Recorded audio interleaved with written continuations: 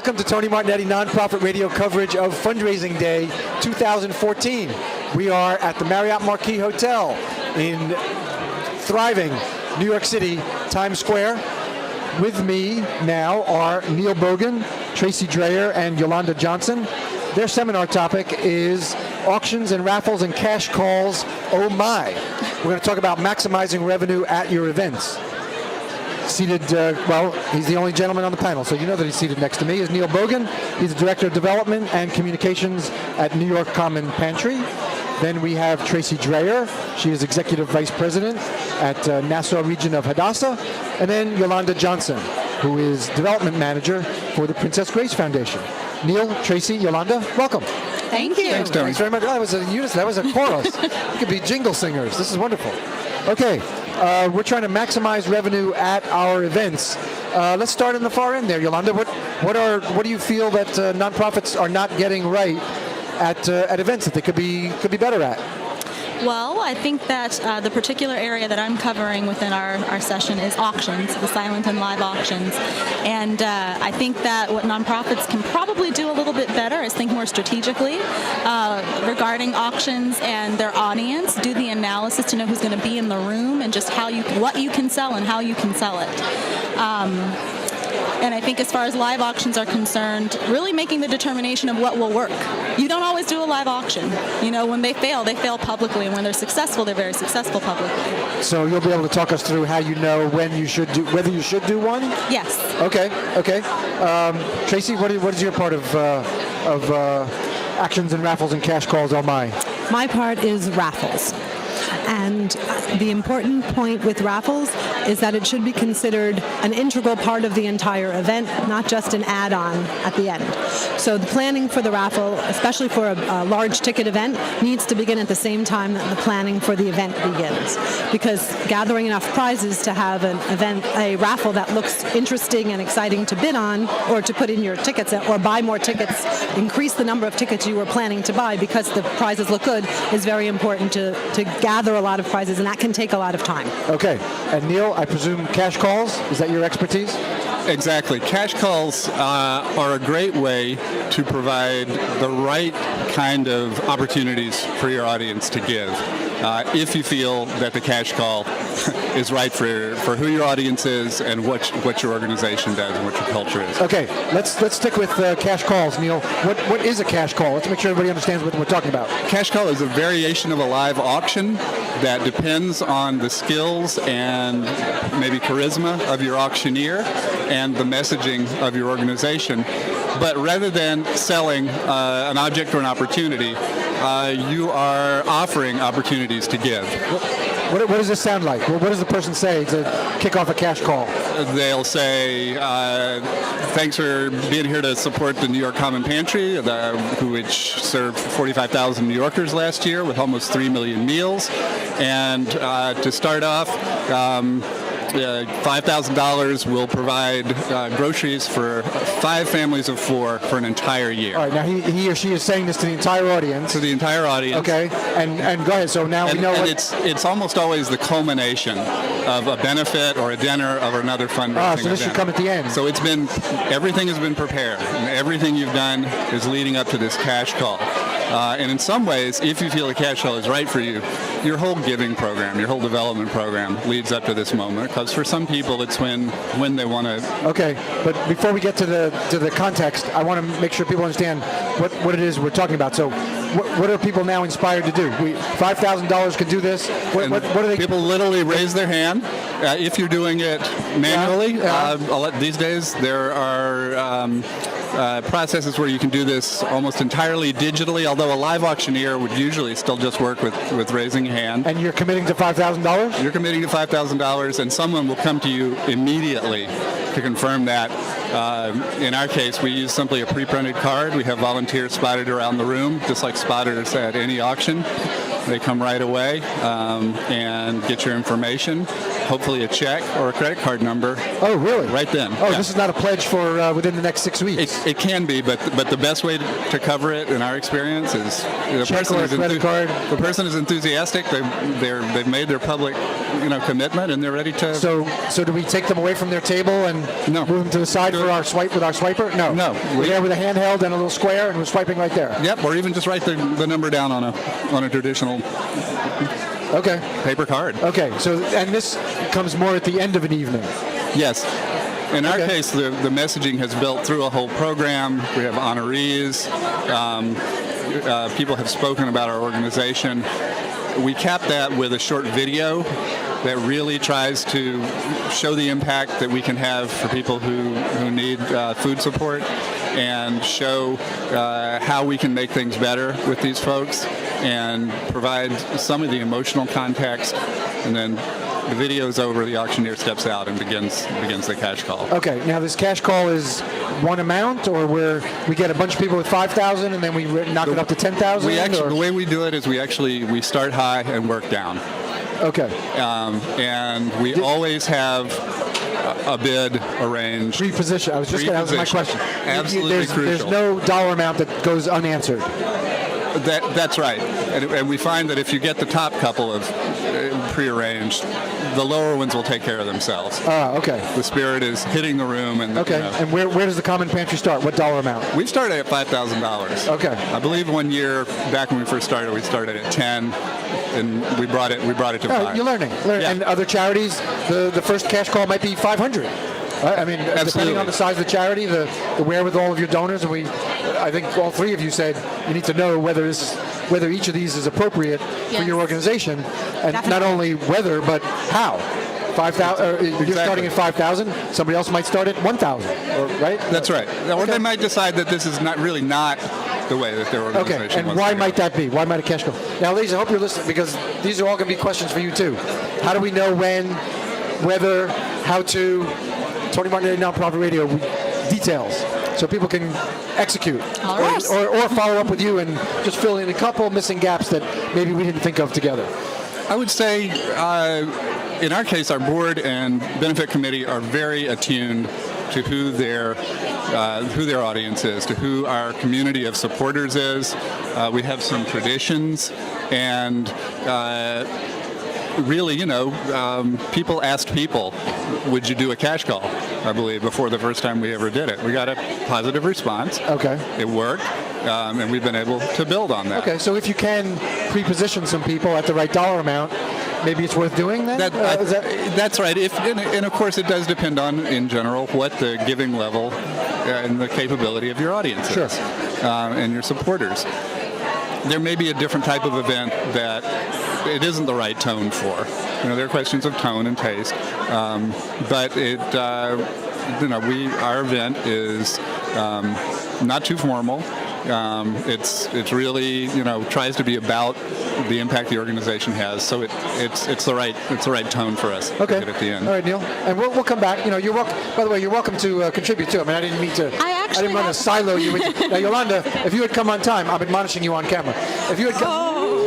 I was mentoring a young fundraiser. All right. I'm glad I came. Lights went out. Oh, well, then you're probably better off, because you were going to be in the hot seat. You were going to. I was going to position you here. I'm glad I came down for coffee and realized I was early. You got stuck. Right. Okay. No, Yolanda, go ahead. You I want to? did want to add one thing about cash Stay calls. a little closer to the mic, please. I did want to add one thing about cash calls, and that is we had a very successful one at the end of our awards gala last year, thinking very strategically towards a big event. If you have something different that's coming up, our gala is usually in New York City. It's going to be in Beverly Hills this year. And so we said, we're going to Beverly Hills. Who wants to buy the first crown level table at $50,000? And we got a taker. Then we said, who wants to buy a silver table at $25,000? And we sold 8 in about 5 minutes. So when you have something exciting and new and different, I think that's also a great opportunity for a cash call. Outstanding. Cool. Thank you. All right. Why don't we stay with you, Yolanda? You don't mind, Tracy? If we Not at all. We'll definitely Not at all. We'll definitely get to the auctions. We're not going to short shrift the auctions. Raffles. No, auctions. Oh, Raffles. I'm Yolanda. sorry. We're doing auctions now. Yeah. I'm sorry. Go ahead, Yolanda. You were the first person who said you have to decide whether it makes sense to have an auction. How do you know? Well, I think that you have to determine who's going to be in the room, so the affluency of the people there, the interests of the people there in accordance with what all items you have to offer. I have done in-depth analyses of our donors and what they like, and those are the items that I go after, and then I know that I can sell them when those people are in the room. There's no use in having things that are random for your demographic.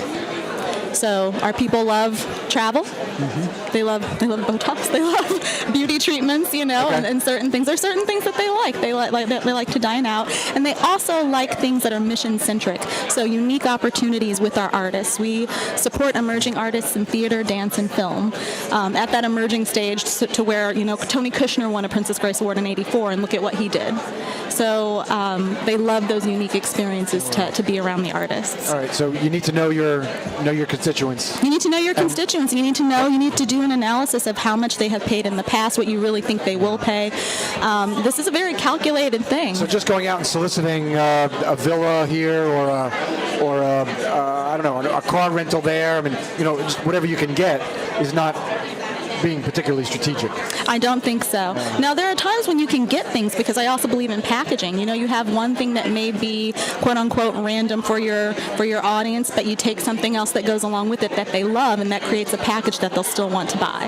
Now, do you do this an auction just once a year at the major gala? No, Or we you do auctions just about at every event. Okay.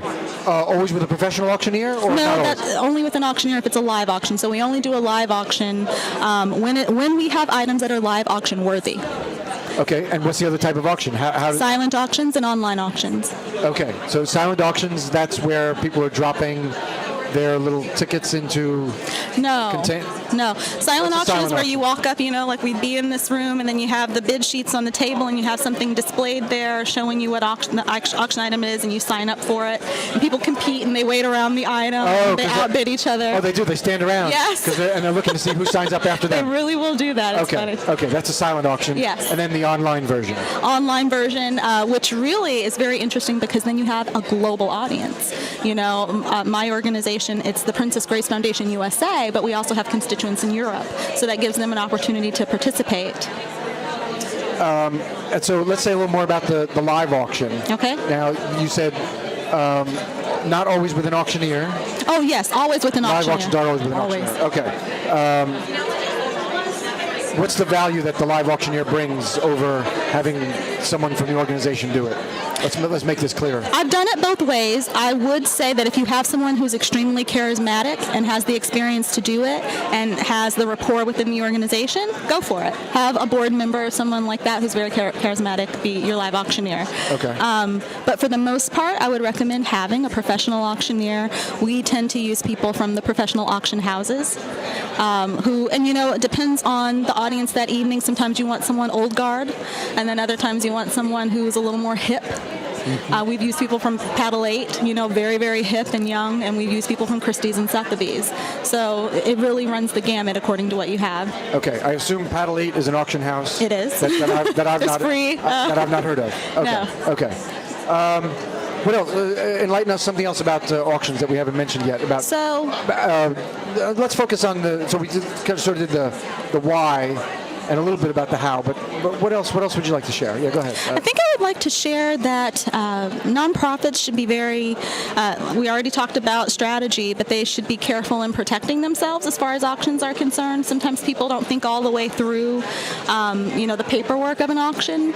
IRS standards, making sure that you have backup for values, making sure that you have actual donation forms or emails, some type of paper trail on file, because things can come up later. That you want to make sure you've got all your ducks in a row. What happens after someone wins an item? The auctioneer has given the item to that person. What's the next step? Are they? Does a runner come the way Neill was describing? Come over to them, or yes? How does that work? I like to build drama with my live auctions. So. Oh, Cher! Oh, look at this. She's lighting up. You've been lighting up since you got here, really. But now even more. Yes. Share the drama. The drama of the live auction. So two things you can do. I'm giving away secrets here, so there you go, everybody. But you always have to have a person in the house who's going to buy the item. okay? And then you can have someone else who's going to try to outbid them just to keep the drama going. Are both of those predetermined? Yes. You figured out both of those. Mm-hmm. So this is always a lot of behind the scenes. This is exactly, this is exactly what Neill was saying. Yeah, you need a show. You need a show. You do. And so I've had one person in the audience once before, and we knew that he was going to bid up to $100,000 for this item. You had explicitly asked him to do Yes, this? and we told him you can stop there because after there, you're going to have to buy it. Yeah. Okay. And and then the other person was? We had someone on the phone who we knew who wanted it very badly, so we knew strategically we could get that person to go up to $100,000. They kept outbidding each other. It got the excitement. People were yelling in the room. Everybody was looking around, and then the person on the phone won, but we got to up the ante because we had the other person in the room who was going to keep it going. Now, that can go rogue. I've had a person who did not have the money, and she kept going, and it was just like, wait, because it's out of your control if that happens. But it all turned out, all ended well. She got a little too enthusiastic. Yeah. Oh, well, but it ended fine. It ended fine, Okay, yeah. okay. And then the other thing that you can do to build that sort of drama in the room is to ask ahead of time if your top item can be donated twice. And then it wins, someone bids on it and they win it, and you're like, oh my God, the auctioneer says this is such an amazing item and it went once. Oh my gosh, wait, what's this? Okay, they're coming over to me. They're going to give it again. They're going to give 2 stays at their villa, and so then people go insane and you sell 2 of them. Yes, outstanding. All right, so there's a lot of choreography Yes. goes into these Indeed. in advance. Okay, excellent. Cool. All right, Tracey? Well, can I first make a comment about silent Absolutely, auctions? absolutely. Yolanda, you may not know, but there's a booth over there on the other side of this room where they do silent auctions on your phone. Ah, yes. So you pay them for the service, and instead of going to the traditional clipboard and writing down, how much your bid is, you put it on, you pick the ones you want to bid on, and then if you're outbid, they send you a message so you can keep bidding. So it becomes more of a game on your phone. And then you can still work the room. You don't have to stand next to your item. Right, you can be having a drink with your friends on the other side of the room and not, I forgot to go back But and you bid. will run over, right? Everybody runs over to check what's going on in something they really want. sure. Oh, they still do? Yeah, okay, even if they got the app, they still want to see. Yeah. I want the visual confirmation. Okay. Yes, so Tracey, with raffles. Raffles. How do we know whether we should be doing a raffle at an event? You should be doing a raffle event no matter the level of the event. You could, of course, charge less for tickets if it's a smaller event. So if at a basic meeting, we may hold a raffle, and the tickets would be 1 for $5, 3 for $10, 7 for $20. Oh, wow. Okay. And then you just go, if you don't have items and if you haven't got them donated, you might just go out and buy some nice-ish items, and people have lower expectations for the prize. But at our larger event of the year, we will charge raffles at 5 for $100, 3 and 1 grand prize for $100, a higher level. So of course they anticipate that the prizes will be of more substantial value. So as I said, the raffle work begins as you start planning the event. So it's really 2 phases. First, you have to collect the prizes. So you have to go out and use all your contacts. And in a given community, they could have an endless number of organizations coming to them appealing for a prize. So you have to do something to differentiate yourself, or you have to have contacts at the store. It's best to send in a good shopper to be the one to ask for a raffle prize to be given. And Yolanda is nodding. Yes. Good Yes. shopping skills are important here. Yes, Indeed. Okay, thank you. And also now, if you go to a store that's part of a chain, oftentimes it's not that store that you walk into that can give the prize. They have to go back to corporate headquarters. So then you need the manager or someone in the store to be your advocate and actually write a letter to the headquarters and say, this organization deserves the prize. So it's really quite time-consuming, and you want to gather prizes. And sometimes, even if on the letter to the potential donors it says, we want a prize value of $150 or $250, they give you something that doesn't achieve that level. So you might want to put together a basket of smaller items so that it looks more substantial. Excellent. Okay. So that's your pre-event work of really collecting the raffles and wrapping them in a beautiful way. Right, because we're displaying these at the meeting or the event, right? Exactly. So everything is on display. Right. So you want the look of it to be something that stimulates the purchase of the tickets. So as soon as the person, now we're at the event, and as soon as the person walks in and gets to the registration table and comes to get their name tag, they're asked if they want to purchase raffles. So, and what we often do at a fancier event is in the envelope with their registration ticket, we print out their names on stickers, sort of like the ones you receive from the post, to put on return address, but just their name. So it's a little fancier looking than everyone's You have putting. printers. You have little printers that. Pre-printed. We know who's coming. No, we know who's coming in an envelope. They may not use them, but we'll give them, say, 20 stickers. We'll be very optimistic.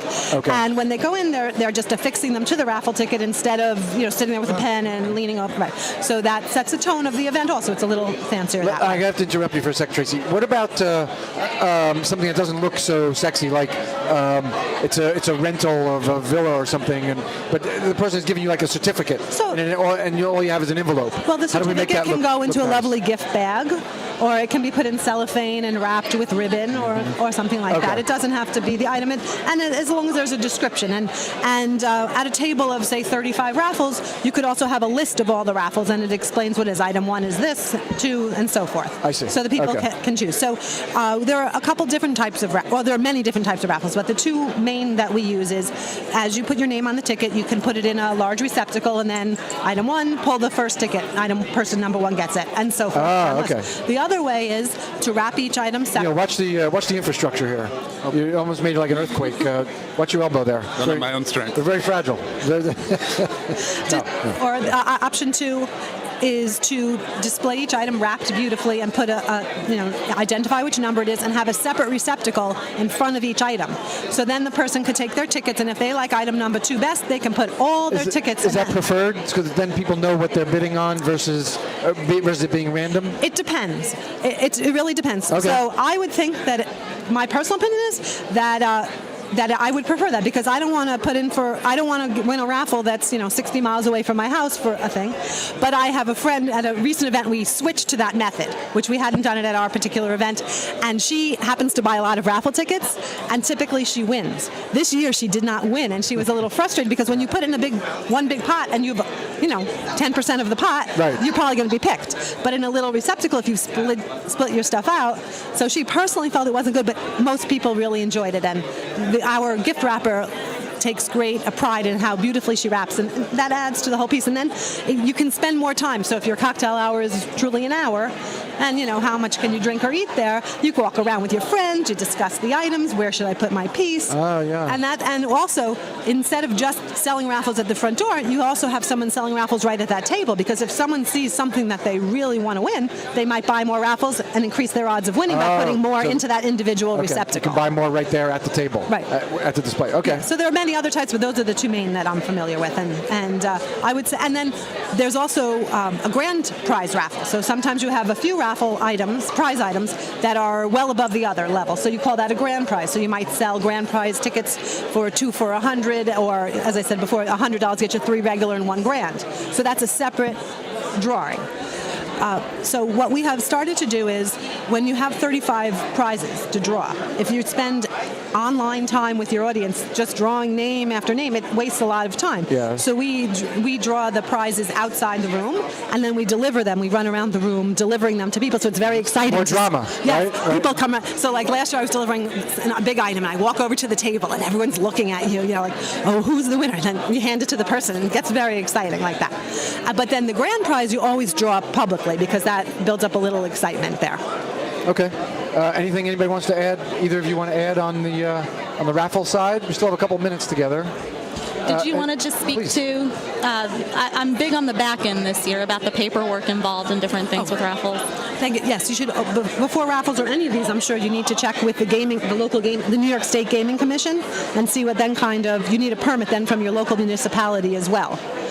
Which nonprofits don't always do, so I think that's right. They definitely don't always do it, but they should be doing it. Okay, that's between you and your tax accountant. Yeah, nobody listens to this show anyway, right. So don't worry. No, but this will never be heard. That's real. I mean, even at a PTA level, we had to do that. Mm-hmm. We had to go for the gaming license and the municipal.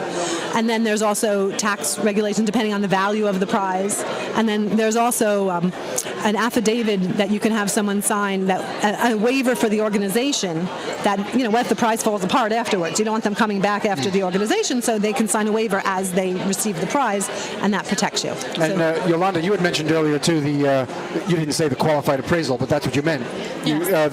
Making sure you have documentation for the value of the prize. For the value of the prize, and just from our own experiences, I've developed several. It's not a paperwork burden, but we're very well protected from both perspectives. perspectives from if you give us something, it becomes our property. It's not something you can ever get back. Once you donate it to us, and it may or may not be, it'll be used at that event. If it doesn't sell at that event, we'll try it at a different event, but you cannot have it back. Oh, excellent. Okay, Because- it's good to know that policy. Yeah, it's one I implemented, a Because couple of years we ago. took a lot of time to get it, to solicit it. It's ours. It is ours, and if it doesn't go this time, we're gonna hold it. Right. Okay, Always okay. keeping a good relationship with that donor, but being upfront that we really believe in our partnership and we want to take this item. We know we'll sell it to somebody if it doesn't happen at this event. Okay. Okay. I think Neil, Yolanda go had, ahead. I'm sorry, I think Yolanda Tracey. had mentioned that sometimes your donors try to set the level that you should be able to get for it. Like they can say, The minimum bid, but we like to avoid that. right, no, I'm just saying. Some Oh, people yes, I know yes. you mentioned. Yes, you I got had an stuck on item something. once where I still have it. Yes, I know you mentioned. Yeah. Don't let donors set the minimum bid. It's actually their prerogative to do so. I mean, they're giving it to you, but if you can at all avoid it, try to, because some places, everyone, if you're giving something of your own, then you're going to set a high value. It's Sure. worth a lot to you. Right. But it may not sell in the room. We know what will sell. And so. And there are different inflections with different items. It may be Right. better as a bargain than as a top end.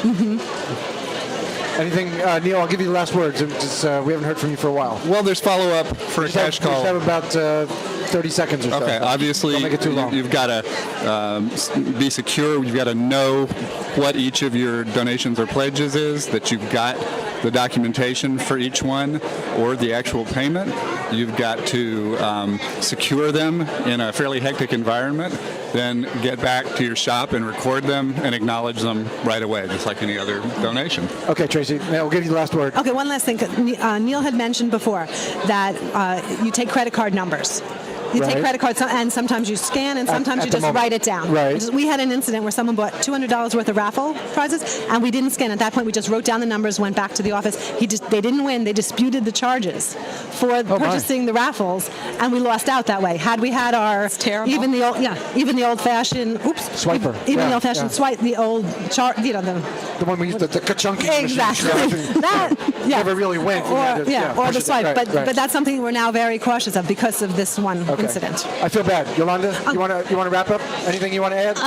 No, just thank you so much for having us. Yes, thank thank you. you for the Thank you. opportunity. You're welcome, and thank you for your mentoring. I was just teasing with you. Right? I Okay. do. All right. Thank you. I then want to thank you very much. That is Neill Bogan and Tracey Drayer and Yolanda Johnson. Thank you so much. Thank you, Tony. Thanks, Tony. My pleasure. Thank you very much, Pleasure. and thank you very much for listening to Tony Martignetti Nonprofit Radio coverage of Fundraising Day 2014.